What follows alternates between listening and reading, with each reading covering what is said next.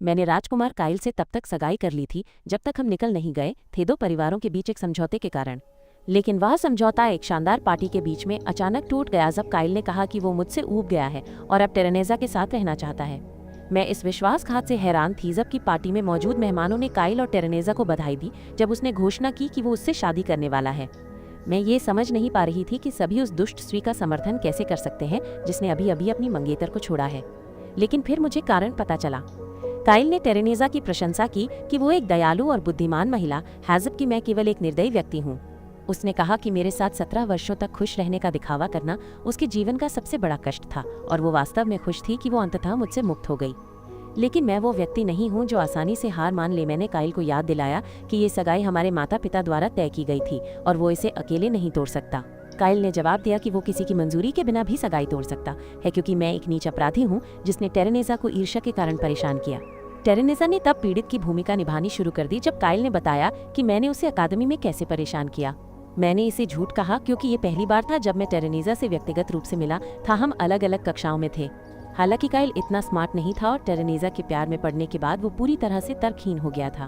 उसने सोचा कि मैं उसे ये कहकर बदनाम करने की कोशिश कर रहा हूँ कि वो एक बेहतर वर्ग में पढ़ती थी जबकि टेरेनेजा केवल एक सामान्य वर्ग में पढ़ती थी। उसने कहा कि टेरेनेजा ने उसे उन सभी बारों के बारे में बताया था जब मैंने उसे परेशान किया था जिसमें उसे शौचालय में बंद करना और उसे सीढ़ियों से धक्का देना शामिल था। उसने मुझे एक दुष्ट और शैतानी व्यक्ति कहा और मैंने फैसला किया कि मैंने इस बच्चे की तरह बर्ताव करने वाले व्यक्ति को बहुत झेल लिया है। मैंने काइल से कहा कि मुझे अब उन आरोपों की परवाह नहीं है और मैं इस सगाई के टूटने को भी स्वीकार करूंगा। हालांकि मैंने काइल से एक आखिरी चीज का अनुरोध किया इससे पहले कि हम इस रिश्ते को हमेशा के लिए समाप्त कर दें। राजकुमार ने मुझे वो भी नहीं देना चाहा, लेकिन टेरेनेजा अपनी जीत के प्रति आश्वस्त ने उसे कहा कि उसे इस दयनीय महिला को बोलने दे ताकि उसे कोई पछतावा न हो। काइल ने उसकी दयालुता की प्रशंसा करना शुरू कर दिया, फिर मुझसे पूछा कि मुझे क्या चाहिए। मैं धीरे धीरे उनकी ओर बढ़ा और अपनी मुट्ठी कस ली काइल से कहा कि मेरी आखिरी इच्छा है कि मैं उसके चेहरे पर थूक दूं। काइल मेरे शब्दों से चौंक गया और मुझसे पूछा कि क्या मेरा दिमाग खराब हो गया है, लेकिन उत्तर देने के बजाय मैंने टेरेनेजा के चेहरे पर एक ऐसा दमदार मुक्का मारा कि मोहम्मद अली भी तारीफ में सिर हिला देते। लेकिन इस एक मुक्के के पीछे एक लंबी कहानी है और चाहे अच्छी हो या बुरी हमें इसे अंत तक देखना होगा। बचपन से ही मुझे लोगों को पीटना पसंद था और हर हफ्ते मैं किसी दुर्भाग्यशाली व्यक्ति को अपने मुक्कों से उठा लेता था। मेरा भाई लियोनार्डो मुझे हमेशा अपनी हिंसा की प्रवृत्ति के बारे में समझाता रहता था, लेकिन मैंने उससे कहा कि मैं ये सब एक ऊंचे उद्देश्य के लिए कर रहा हूँ। भले ही लियोनार्डो जानता था कि इस बार मैंने एक दुष्ट रईस से एक नागरिक को बचाया था, फिर भी वो मेरे खून से सने चेहरे को नहीं भूल सका। उसने कहा कि मैं एक पार्टी में कुलीन समाज में शामिल होने वाला हूँ और मुझे लोगों को मारना बंद कर देना चाहिए और एक छोटे रईस की तरह व्यवहार करना चाहिए। ये मेरे लिए सबसे बड़ी चुनौती साबित हुई जब उस पार्टी में मेरी मुलाकात काइल से हुई जिसे मैं पहली बार बर्दाश्त नहीं कर सका। उसने मुझसे कहा कि आज से मैं उसका दास रहूंगा और मुझे अपनी सारी इच्छा शक्ति का उपयोग करके उसे मारने की अपनी इच्छा को रोकना पड़ा क्योंकि मैं जानता था कि वो इस देश का राजकुमार है और मेरा होने वाला पति भी। ये तो मेरे दुख की बस शुरुआत थी जब काइल ने मुझे परेशान करना और मेरा मजाक उड़ाना जारी रखा जबकि मेरे हाथ पारिवारिक परिस्थितियों से बंधे हुए थे। मेरे पिता भी मदद नहीं कर सके क्योंकि हम राजकुमार का सामना कर रहे थे, इसलिए मुझे सालों तक इस उत्पीड़न को सहना पड़ा। आखिरकार मैं 15 साल का हो गया और सबसे ज्यादा अंकों के साथ राष्ट्रीय अकादमी में प्रवेश लिया और जल्दी ही बहुत सारे प्रशंसक बना लिए। दुर्भाग्य से काइल भी वहीं था और उसने खुले तौर पर घोषणा की कि मैं अकादमी में भी उसका गुलाम रहूंगा। हालांकि अब तक मैं उसकी बदमाशी और उसकी धमकियों से बेअसर हो चुका था, इसलिए मैंने उसका सामना करते हुए एक ठंडा चेहरा बनाए रखा। कुछ दिनों बाद काइल बहुत ही खराब मूड में क्लास में आया और मुझे डांटना शुरू कर दिया। मुझे उसके लिए दोपहर का भोजन खरीदने के लिए कहा। मैंने माफी मांगी और उससे कहा कि मैं तुरंत कर दूंगा, लेकिन वो लालची व्यक्ति संतुष्ट नहीं हुआ और मुझे सजा देने के लिए ले गया और साथ ही उसने अपने कुछ गुंडों को मुझे पहरा देने के लिए छोड़ दिया ताकि दूसरी लड़कियां शिक्षकों से शिकायत न कर सकें। मुझे जल्द ही पता चल गया कि काइल कम अंकों के कारण निचली कक्षा में वापस भेजे जाने से नाराज था और वो अपना गुस्सा मुझ पर हमला करके निकालना चाहता था। उसने मेरा सिर काटने और उसे कक्षा में एक जीत के प्रतीक के रूप में ले जाने का फैसला किया और मेरे बहुत धैर्य के बावजूद वह सीमा से ज्यादा हो गया। मैं उसे रुकने के लिए कहा, वरना मैं उसके परिवार को बता दूंगा। लेकिन काइल ने मेरे पिता का अपमान किया, उन्हें केवल अभिजात वर्ग के लिए एक पालतू कुत्ता कहा। मैंने उसे उसकी छड़ी से पकड़ लिया और उसे अंधेरे में भेज दिया, लेकिन सौभाग्य से आर्कड्यूक जूलियस पास में था और उसने तुरंत हस्तक्षेप करके झगड़े को रोक दिया। काइल अपने बड़े भाई के सामने कुछ नहीं कर सका और डांट खाने के बाद चला गया। मुझे पता है कि वो फिर से मुझे परेशान करने के लिए वापस आएगा, लेकिन मैं जूलियस का शुक्रगुजार हूँ कि उसने मुझे बचा लिया। उसने जवाब दिया कि वो केवल अपने छोटे भाई को बचा रहा था, इससे पहले कि वो मेरे साथ फ्लर्ट करना शुरू करे, और मैंने उसके अच्छे चरित्र की वजह से उसे सम्मान देना शुरू कर दिया।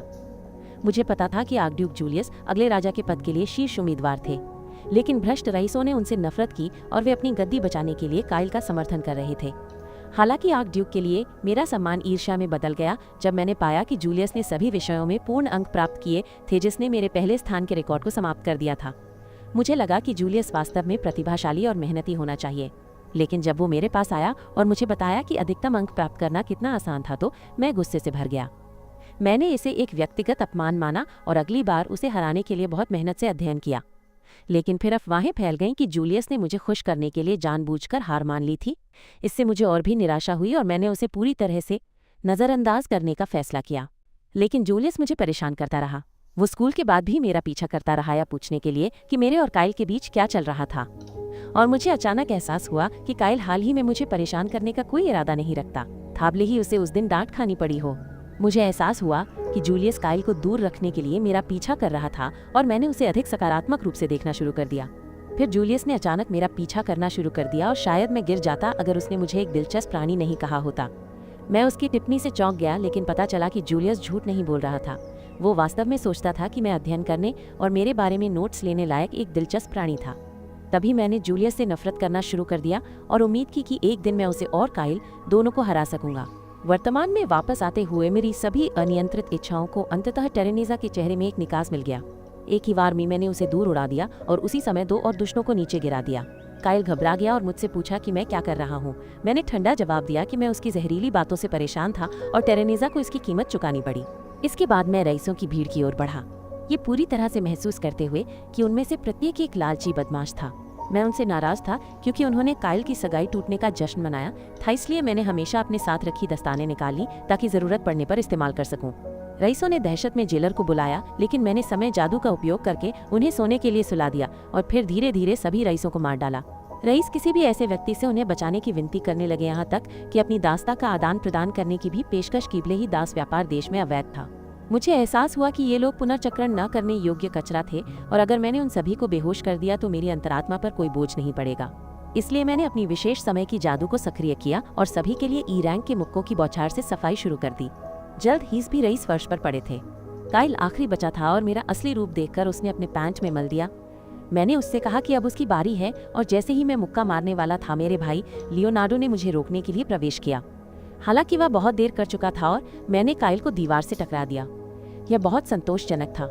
जब लियोनार्डो ने रईसों को फर्श पर पड़े हुए देखकर सदमे में देखा तो जूलियस बहुत खुश लग रहा था। मैं उसे एक थप्पड़ मारने वाली थी, लेकिन मैंने फैसला किया कि इस समय ज्यादा आगे नहीं बढ़ना है। मैंने जूलियस और लियोनार्डो का अभिवादन किया और उन्होंने मुझसे मेरे हिंसक उन्माद के कारण के बारे में पूछा। शुरू में मैंने एक बॉट की तरह बात की कि उन्होंने अक्षम्य अपराध किए थे और फिर उनका जश्न मनाया था, इसलिए मैंने उन्हें तुरंत दंडित किया। लेकिन जब जूलियस ने मुझे सटीक विवरण बताने के लिए कहा तो मैंने जवाब दिया कि उन्होंने मुझे इतना नाराज कर दिया कि मैंने उन सभी को पीट दिया। ये सुनकर लियोनार्डो को दिल का दौरा पड़ने लगा, लेकिन जूलियस हंसने लगा। उसने कहा कि काश किसी ने कैमरा का आविष्कार किया होता, क्योंकि वो वास्तव में देखना चाहता था कि मैंने सभी रईसों को कैसे पीटा। उसने कहा कि मुझे लड़ाई शुरू करने के लिए उसका इंतजार करना चाहिए, लेकिन मैंने उससे कहा कि ये एक अनुचित अनुरोध है। इस बीच मेरे भाई ने परिणामों के बारे में सोचना शुरू कर दिया, लेकिन जूलियस ने उसे शांत किया और कहा कि वो यहाँ चीजों को संभाल लेगा। मैं अचानक चक्कर खाकर गिर पड़ी। जूलियस ने मेरे सिर को जमीन से टकराने से पहले पकड़ लिया। मैं 3 दिनों के बाद जागी, मेरे सिर में घंटियां बज रही थीं। जैसे जैसे मैं धीरे धीरे होश में आई, मुझे एहसास हुआ कि मैंने समय के देवता क्रेनोआ द्वारा दिए गए बहुत अधिक शक्ति का उपयोग किया था। हालांकि जैसे ही मैंने अपनी आंखें खोली, मैंने देखा कि एक नौकरानी मेरे ऊपर थी, मेरे ऊपर चाकू तान रही थी। मैंने शांति से नौकरानी से पूछा, तुम कौन हो? लेकिन वो चीख पड़ी कि मैं मर जाऊं और मुझे मारने की कोशिश करने लगी। लेकिन मैं उसकी प्रतिक्रिया की गति को नहीं जीत सकी और तुरंत दीवार से जा टकराई। लियोनार्डो ने अपनी बहन के कमरे से एक जोरदार आवाज सुनकर दौड़ लगाई और जब उसने देखा कि जागने के बाद मैंने पहली चीज जो की वो थी किसी को थप्पड़ मारना, तो वो दंग रह गया। वैसे भी उसने मुझे बताया कि वो मेरी कितनी चिंता कर रहा था। और फिर जूलियस मेरे स्नान करने के बाद कमरे में आया। जूलियस ने सूचित किया कि काइल के साथ मेरी सगाई दोनों परिवारों की अनुमति से आधिकारिक तौर पर रद्द कर दी गई है।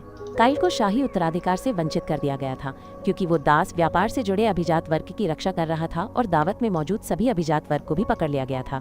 ये सुनकर मुझे खुशी हुई और मैंने जूलियस से पूछा कि क्या मुझे दंडित किया जाएगा।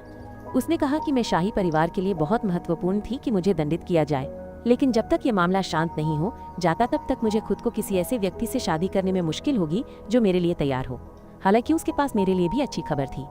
जूलियस ने मुझे बताया कि मेरे हालिया कार्यों ने पूरे राज्य में एक प्रसिद्ध कहानी बन गई थी और हर कोई मेरे बारे में ऐसा बात कर रहा था जैसे मैं बैटमैन हूँ। वे मुझे रक्तपात वाली महिला कहते थे जिसने अपने मुट्ठी भर वार से सभी दुष्ट रईसों को जेल में डाल दिया था और मैं उन सभी के लिए एक नायक की तरह थी।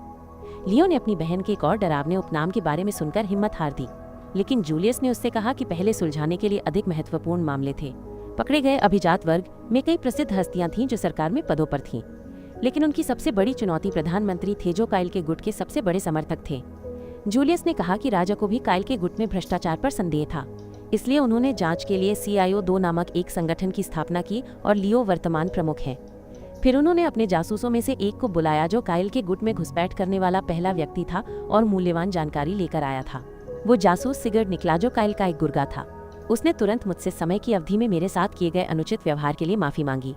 मैंने जवाब दिया कि वो अपने शानदार प्रदर्शन के लिए ऑस्कर का हकदार था। ये सुनकर सिगर्ड और भी चिंतित हो गया। जूलियस ने मुझे उसे मारने की अनुमति दी यदि मैं सभी बातों को छोड़ना चाहता था और मैंने स्वीकार कर लिया। हालांकि मैंने सिगर्ड के गाल पर हल्के से थप्पड़ मारा क्योंकि उसने काइल के लिए काम करते हुए कई बार मेरी जान भी बचाई थी।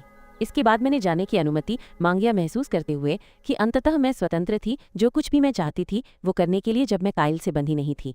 मेरी सूची में पहली चीज उस नौकरानी से पूछताछ करना था जिसने मुझे मारने की कोशिश की थी। सुबह मैं ननका नाम की एक नौकरानी के गोदाम में गया जहां उसे बंदी बना लिया गया था, लेकिन मैंने देखा कि उसने अपने कपड़े फाड़ दिए थे। अचानक एक जंगली बिल्ली ने मुझ पर हमला कर दिया, लेकिन मैंने उसे नीचे गिरा दिया और महसूस किया कि नौकरानी वास्तव में एक इंसान बदलने वाला जानवर था। मैंने ननका से कहा कि वो फिर से इंसान बन जाए ताकि हम बात कर सकें, और पता चला कि नौकरानी असल में एक लड़का था। उसने मुझे किसी भी कीमत पर मारने की कसम खाई थी और मैंने महसूस किया कि ये उसके सीने पर अंकित दास्ता के निशान के कारण था जिसने उसे अपने मालिक के किसी भी आदेश का पालन करने के लिए मजबूर किया। मैंने ननका से पूछा कि क्या वो मुझे अपने मालिक के बारे में सब कुछ बताएगा अगर मैं उसे मुक्त कर दूं, और उसने मुझे कोशिश करने के लिए कहा। मैंने इसे सहमति के रूप में लिया और तुरंत उसे जमीन पर गिरा दिया, इससे पहले कि मैं उसके दास्ता के निशान को उलटने के लिए अपनी शक्ति का उपयोग करता। इस दुनिया में सभी मनुष्य एक धन्य सर्वशक्तिमान द्वारा आशीर्वादित होते हैं, लेकिन ज्यादातर लोग कभी नहीं पहचानते कि किस देवता ने उन्हें आशीर्वाद दिया। जो लोग ऐसा करते हैं वे देवता द्वारा दिए गए उपहार का उपयोग कर सकते हैं, और मुझे समय के देवता क्रेनोआ द्वारा आशीर्वादित किया गया था। ही कारण है कि शाही परिवार मुझे इतना महत्व देता है। मैंने क्रेनोआ की शक्ति का उपयोग ननका के शरीर को उस स्थिति में बहाल करने के लिए किया था जब वो बंदी नहीं बना था, लेकिन इसने मुझे थका दिया। फिर भी लड़के ने अपना वादा निभाया और मुझसे कहा कि जिस व्यक्ति ने उसे यहाँ भेजा था वो प्रधानमंत्री गोडविन था। गोडविन का बेटा मेरे दावतों में मेरे पीड़ितों में से एक था और उसने ननका को मुझे मारने का आदेश दिया था, लेकिन उसे बहुत पहले यहाँ मेरे परिवार की निगरानी के लिए भेजा गया था। ननका ने मुझे बताया कि गोडविन एक धूर्त और दृढ़ निश्चयी व्यक्ति है। उसने अपने रहस्यों को जानने के लिए सभी कुलीन परिवारों में जासूस भेजे और फिर उन्हें दास्ता की वाचा में शामिल होने के लिए रिश्वत दी ताकि वे और भी गहराई से हमारे जाल में फंस जाएं। खैरिया काफी है और मैं मिस्टर गोडविन के घर जाकर उन्हें सबक सिखाने के लिए तैयार हूँ। ननका ने मुझे रुकने के लिए कहा क्योंकि गोडविन हमेशा गार्ड से घिरा रहता है, लेकिन इससे मुझे नहीं रोका जा सकेगा। इसलिए जेल से भागने वाले नौकर ने मुझे बताया कि मुझे एक दास नीलामी में भाग लेते समय उसे बाहर निकालने का एक बेहतर मौका मिलेगा जो आधे महीने में होने वाला है। उसे नीलामी की जगह नहीं पता थी, लेकिन उसने मुझसे वादा किया कि वो मुझे दास व्यापारी से संपर्क करने में मदद कर सकता है, क्योंकि वो उस व्यक्ति से बदला लेने के लिए कुछ भी करने को तैयार है जिसने उसे और उसके लोगों के कई अन्य लोगों को दास बना दिया था। मुझे उसकी मदद लेकर खुशी हुई और उसे अपने साथ ले गया, जानते हुए भी नहीं कि जूलियस ने मेरी पूरी योजना सुनी थी। एक दिन बाद ननका और मैं दास व्यापारी को खोजने के लिए खंडहरों में गए और मैंने माइथिल के एक टुकड़े के बारे में बात की जिसे मैंने एक बच्चे से एक सोने के सिक्के में खरीदा था। ननका ने मुझे बताया कि मुझे धोखा दिया गया था, लेकिन मैंने उस पर विश्वास नहीं किया। उसके बाद में जूलियस की ओर मुड़ा जो हमारे साथ बिना बुलाए आया था। शुरुआत में उसने कहा कि वो अपने लोगों के बारे में और जानना चाहता था क्योंकि इससे उसे एक बेहतर राजा बनने में मदद मिलेगी, लेकिन जब मैंने पूछा तो उसने स्वीकार किया कि उसने मेरी बातचीत सुनी थी और इस रोमांचक अवसर को बर्बाद नहीं होने देना चाहता था कि कुछ बदमाशों को बेहोश कर दिया जाए। तभी डाकुओं का एक झुंड दिखाई दिया और मैं खुश हो गया क्योंकि लड़ने के लिए कोई था। हालांकि नानाका ने मुझसे अपनी लड़ाकू भावना को रोकने के लिए कहा क्योंकि वो बातचीत से समस्या हल कर सकता था। वो डाकुओं के पास पहुंचा और उनसे कहा कि अगर वे उन्हें जंक नामक व्यापारी से मिलवाएं तो वे उन्हें पैसे देंगे, लेकिन उन्होंने हम जैसे कमजोर दिखने वाले लोगों के साथ काम करने से इनकार कर दिया। उन्होंने कहा कि एक बच्चे ने उन्हें बताया था कि एक मूर्ख अमीर महिला ने उससे एक सोने के सिक्के के बदले एक पत्थर खरीदा था और उन्होंने इसका फायदा उठाने का फैसला किया। उन्होंने उस बच्चे को पीटा भी और जाते समय उसका सोने का सिक्का छीन लिया, साबित करने के लिए कि शक्तिशाली कमजोरों को खा जाते हैं। ये सुनकर मैं गुस्से से भर गया। मैंने फैसला किया कि ये बदमाश पीटने के लायक थे और अपनी शक्ति का उपयोग करके अपनी गति बढ़ा दी। मैंने जल्दी से 3 डाकुओं को गिरा दिया और फिर बाकी 2 को डराया। वे समझ गए कि वे एक खतरनाक रानी का सामना कर रहे हैं। वैसे भी मैंने उस दुष्ट महिला को भी मार गिराया और फिर अंतिम बदमाश की ओर मुड़ा जिसने कहा था कि शक्तिशाली कमजोरों को खा जाते हैं। मैंने कहा कि उसके तर्क के अनुसार मैं उसके साथ कुछ भी कर सकता था और उसने विनती की बच्चे को पैसे वापस करने का वादा किया। मैंने उससे कहा कि वो पीटने के बाद ऐसा कर सकता है, लेकिन डाकू ने तुरंत एक गुलाम व्यापारी के ठिकाने को एक सौदेबाजी के चिप के रूप में इस्तेमाल किया। हालांकि उसने मूर्खतापूर्ण तरीके से तुरंत ठिकाना बता दिया और उसे मार गिराने से पहले मैंने उसका शुक्रिया अदा किया। उसके बाद मैं जूलियस की ओर मुड़ा जो ताली बजा रहा था और उससे पूछा कि जब मैं लड़ रहा था तो वो क्या कर रहा था। उसने मुझसे पूछा कि क्या उसे हस्तक्षेप करना चाहिए और मैंने तुरंत मना कर दिया। उसके बाद जूलियस ने गुलाम व्यापारी जंग से खुद बात करने का फैसला किया, क्योंकि उसे डर था कि वो नानाका या मुझे पहचान लेगा इससे पहले कि हम उससे कोई जानकारी प्राप्त कर सकें। उसने धमकी देकर और उसे डराकर कुछ ही मिनटों में ऐसा किया और अगले गुलाम नीलामी का स्थान पता लगा लिया। वापसी पर मैंने जूलियस को एक संभावित धोखेबाज कहा और उसने जवाब दिया कि ये एक हिंसक पागल होने से बेहतर है। नानाका ने खुद से पूछा कि क्या ये वही तरह का भाग्य का खेल था जिसके बारे में उसने बहुत कुछ सुना था। लेकिन अचानक मैं और जूलियस दोनों हैरान रह गए जब हमने उससे नीलामी में घुसने के विचार के बारे में पूछा। कुछ ही देर में मैं जैन नाम के एक व्यापारी से मिलने गया जो वास्तव में जंग का दास व्यापारी था, जिससे जंग ने हमें संपर्क करने के लिए कहा था। जैन मुझे एक नया ग्राहक पाकर बहुत खुश हुआ, लेकिन उसने मुझसे कहा कि एक युवा स्वामी को जंग जैसे नीच व्यक्ति से केवल उससे मिलने के लिए बात नहीं करनी चाहिए, जबकि मैं उसके ठिकाने के बारे में किसी भी व्यापारी से पूछ सकता था। मैंने कहा कि अब कोई फर्क नहीं पड़ता और फिर जैन से जंग के साथ उसके संबंध के बारे में पूछा। जैन ने कहा कि उनका कोई व्यावसायिक संबंध नहीं है और वो जंग को केवल ऐसे गुलामों को लाने के लिए काम पर रखता है जो संभावित रूप से मूल्यवान हो। मैंने उससे पूछा कि उसका मतलब क्या है और उसने जवाब दिया कि जल पर्यक्ष जानवर और अन्य प्रकार के कीमती सामान। और फिर उसने नानका की ओर इशारा किया कहते हुए कि वो जानवर भी एक बहुत ही कीमती पालतू जानवर है। जब नानका ने ये सुनकर घबरा गई तो मैंने जैन से पूछा कि उसे कैसे पता चला कि मेरा सेवक एक जानवर है, और उसने जवाब दिया कि इस क्षेत्र में उसका काफी अनुभव है। उसने जोर से हंसना शुरू कर दिया और मैं लगभग उसे वहीं एक थप्पड़ मारने के लिए प्रेरित हो गया, लेकिन नानका ने मुझे रोक लिया कहते हुए कि हमें योजना का पालन करना चाहिए किसी भी दर पर। एक बार जब वो पागल व्यक्ति हंसना बंद कर देता है तो उसने मुझसे पूछा कि मैं किस प्रकार का गुलाम चाहता हूँ। मैंने उससे कहा कि मैंने सुना है कि राजधानी में गुलामों की नीलामी होने वाली है और मैं उसमें भाग लेना चाहता हूँ। जैन ये सुनकर गंभीर हो गया और कहा कि नीलामी में भाग लेने के लिए मुझे सत्यापित होने की आवश्यकता होगी। ऐसा करने के लिए मुझे नीलामी के दायरे में अपनी पहचान बतानी होगी और कम से कम 6 गुलामों को खरीदना या बेचना होगा। मैंने उसे अपनी इच्छानुसार कोई भी राशि देने का प्रस्ताव दिया, लेकिन जैन ने जवाब दिया कि मुद्दा पैसे का नहीं था। इसके बजाय उसने कहा कि अगर मैं उसे अपना गुलाम जानवर दे सकता हूँ तो वो उसे दूर के रिश्तेदार की बेटी के रूप में नीलामी में ले जाएगा। ये सुनकर मुझे वाकई गुस्सा आया, लेकिन मैंने अपने गुस्से को काबू में किया और मुस्कुराते हुए कहा कि अगर नीलामी में प्रवेश के लिए बस इतना ही चाहिए तो मैं उसे गुलाम देने को तैयार हूँ। तुरंत नानका और मैं सराय से निकल गए और मुझे अभी भी विश्वास नहीं हो रहा था कि दासों की खरीद फरोख्त खुलेआम इस राज्य में कैसे की जा सकती थी। मैं भी खुश था कि सब कुछ योजना के अनुसार हुआ और जैन ने ठीक वैसा ही व्यवहार किया जैसा नानका ने भविष्यवाणी की थी। नानका भी हैरान थी कि मैंने किसी भी तरह की हिंसा का इस्तेमाल नहीं किया और मैंने उसे चिढ़ाने के लिए ताना मारना शुरू कर दिया। जब हम बाद में घर लौटे तो मैंने नानका से पूछा कि क्या वो इसके बारे में निश्चित थी, क्योंकि हालांकि मैं बाद में उसके दास चिन्ह को मिटा सकता था, मैं उसे एक दास के रूप में सुरक्षित नहीं रख सकता था। नानका ने जवाब दिया कि जान उसे नीलामी में बेचने वाला है और वो नीलामी से पहले किसी को भी उसके सामान को नुकसान नहीं पहुंचाने देगा। उसने आगे कहा कि वो ऐसा इसलिए कर रहा है ताकि वो मुझे मारने की कोशिश करने और फिर अचानक उबासी लेने के अपने पाप का प्रायश्चित कर सके। मुझे पता है कि जंगली जानवर मुख्य रूप से रात में सक्रिय होते हैं और दिन में सोते हैं, और तभी जबकि मैं सो रहा था नानका एक जानवर के रूप में बदल गया। मैंने उसे वापस हॉस्टल में ले जाया जहां राजकुमार जूलियस हमारा इंतजार कर रहे थे। मैंने उससे कहा कि बातचीत सफल रही और जब उसने सुना कि मैं किसी को भी नुकसान पहुंचाए बिना स्थिति को संभाल सकता हूं तो वो चौंक गया। मैं इस टिप्पणी से नाराज हो गया और फिर जूलियस ने कहा कि उसे इस दुर्लभ दृश्य का गवाह बनने के लिए मेरे साथ आना चाहिए था जब मैंने बिना हिंसा के सब कुछ हल कर दिया। लेकिन एक देश का राजकुमार दासों को खरीदने के लिए बाहर नहीं जा सकता। मेरा उससे बहस करने का कोई इरादा नहीं था, इसलिए जैसे ही मैंने नानका को बिस्तर पर लिटाया मैंने ताज़ी हवा खाने के लिए बाहर जाने का फैसला किया। जूलियस ने कहा कि वो भी ऐसा ही सोच रहा था और वो मेरे साथ आया, हर समय मेरे पास रहा। मुझे इससे थोड़ी परेशानी हुई, लेकिन जूलियस मेरे पीछे पीछे चलता रहा कहते हुए कि उसे इस सड़क पर कुछ काम था।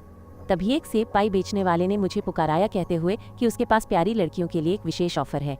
उसने कहा कि अगर मैंने एक सेब पाई खरीदी तो वो मुझे एक सेब मुफ्त देगा, और जूलियस ने इस ऑफर का फायदा उठाने का फैसला किया और वो भी खरीद लिया।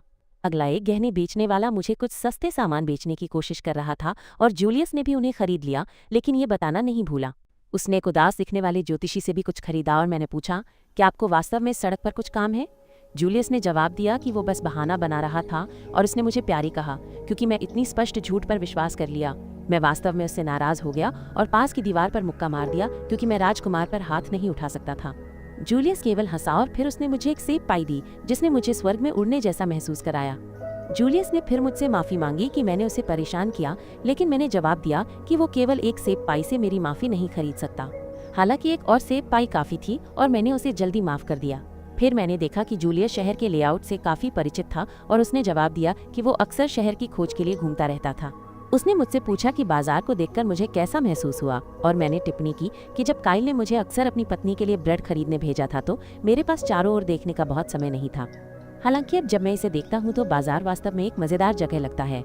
जूलियस मुझसे बहुत खुश था कि मुझे ये पसंद आया और उसने कहा कि हर बार जब वो यहाँ आता है तो वो चाहता है कि मुझे ये जगह दिखाई जाए। मुझे आश्चर्य है कि वो मुझे बाहर ले जाने के लिए क्यों आया, या सोचकर कि अगर उसने सीधे कहा होता तो मुझे इतना बुरा नहीं लगता। अचानक जूलियस एक आलाप करने लगाया कहते हुए कि उसे बोरियत से नफरत है। बचपन से केवल वही चीजें जिन्होंने उसकी दिलचस्पी खींची हुई थी अप्रिय और विकृत चीजें। वो हमेशा मूर्ख चाटुकारों से घिरा रहता था जो उसे खुश करना चाहते थे और उसे उनके सामने नाटक करना पड़ता था। हालांकि बाद में उसने मुझे देखा जो परवाह नहीं करता था। इसके अलावा उसने देखा कि उसके भाई ने मुझे तंग किया, इसलिए उसने मुझसे बात करने का फैसला किया। उसने मुझसे कहा कि अगर काइल मुझे परेशान करता है तो मैं उसके पिता से शिकायत कर सकता हूँ, लेकिन मैंने बस एक अजीब मुस्कान के साथ जवाब दिया कि उसने अभी अभी एक अच्छी कहानी बताई है। यह वो क्षण था जब मैंने उसका पूरा ध्यान आकर्षित किया और वो मुझे अब मनोरंजक नहीं लगा। उसने फिर से कहा कि उसे दुनिया की लगभग हर चीज उबाऊ लगती है, लेकिन उसे बोरियत से नफरत है। इसीलिए वो अपने आसपास की मनोरंजक चीजों को बनाए रखने की कोशिश करता है और अब उसके लिए कोई भी मुझसे ज्यादा मनोरंजक नहीं है। ये कहने के बाद उसने अचानक नीचे झुककर मेरे गाल पर चुंबन कर दिया और मैं झिझक गई। जूलियस ने कहा कि ये पारंपरिक रोमांटिक प्यार नहीं था, लेकिन उसे यकीन था कि वो मुझे पसंद करता है और मैं उसके लिए बहुत कीमती थी। उस रात जब मैं कमरे में अकेली बैठी थी मुझे विश्वास नहीं हो रहा था कि क्या हुआ था। मैं बिस्तर पर गिर पड़ी खुद से पूछ रही थी कि क्या वो चुंबन राजकुमार का एक और मजाक था जो मुझे चिढ़ाने के लिए था। अगले दिन मैं जैन से मिलने गई और उससे कहा कि मैं नानाका को उसे सौंप दूंगी, लेकिन उसे अपना वादा निभाना होगा। उसने सहमति व्यक्त की, लेकिन इससे पहले उसने मुझसे सबूत मांगा कि वो प्राणी वास्तव में एक पालतू जानवर था। मैंने उससे पूछा कि क्या वो मुझ पर विश्वास करता है और उसने जवाब दिया कि ये सिर्फ माल की पुष्टि करने के लिए उसकी नीति थी। मैंने नानाका को अपना रूप बदलने का आदेश दिया और वो तुरंत एक बिल्ली, कुत्ता या कोई अन्य प्राणी बन गया। जैन को यह देखकर बहुत खुशी हुई और तभी एक भयानक दिखने वाला आदमी जिसके निचले जबड़े से नुकीले दांत निकले हुए थे कमरे में दाखिल हुआ।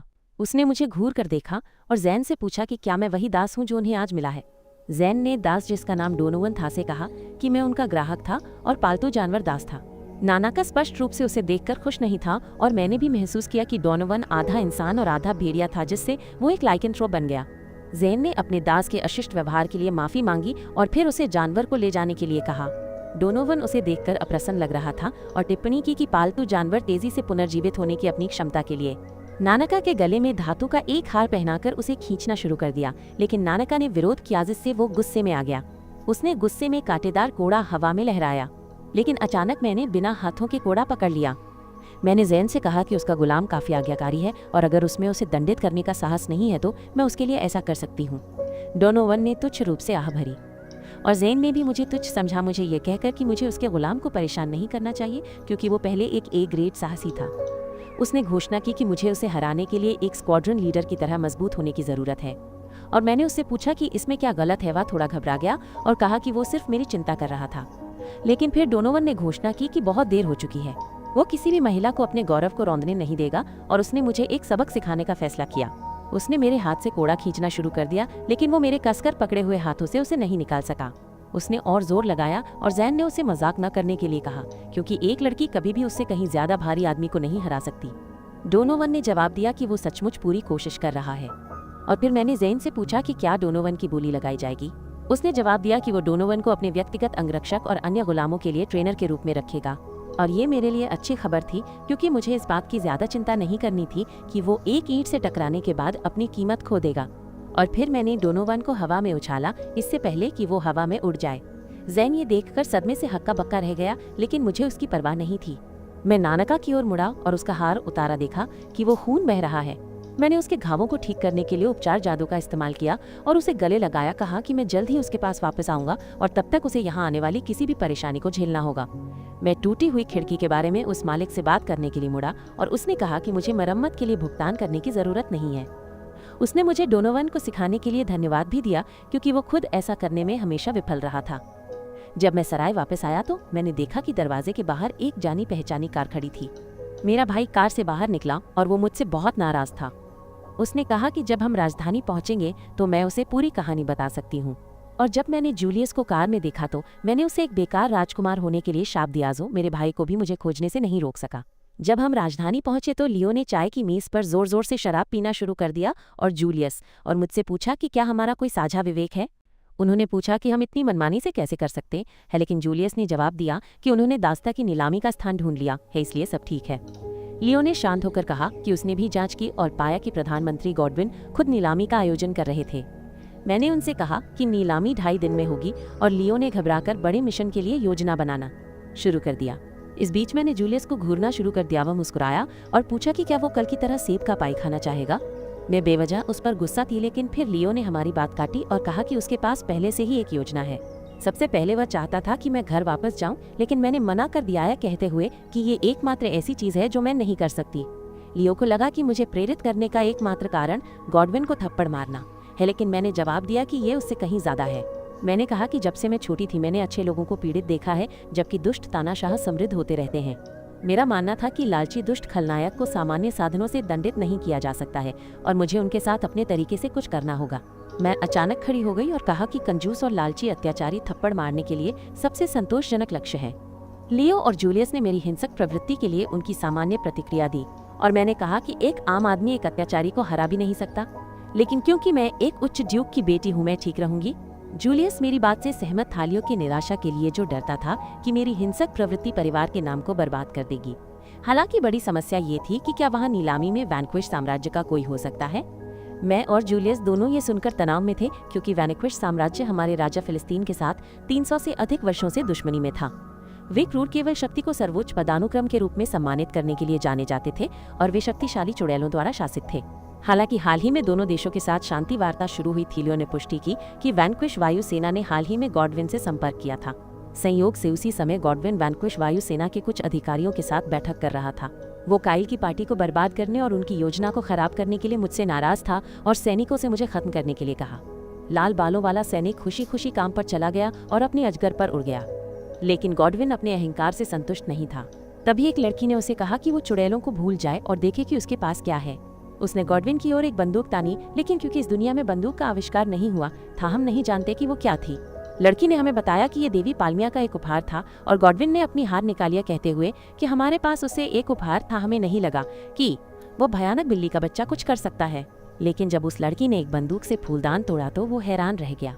वो लड़की कोई और नहीं बल्कि काइल की प्रेमिका टेरेनेजा थी और उसने गॉडविन से कहा कि वो इस हथियार का इस्तेमाल अपने आगामी युद्धों में जीतने के लिए करे जो सबसे भयानक दुश्मनों को भी मार सकता है। लेकिन वीडियो यहीं खत्म होता है। दोस्तों, लाइक और सब्सक्राइब करना ना भूलें। देखने के लिए धन्यवाद और अगली बार मिलते हैं।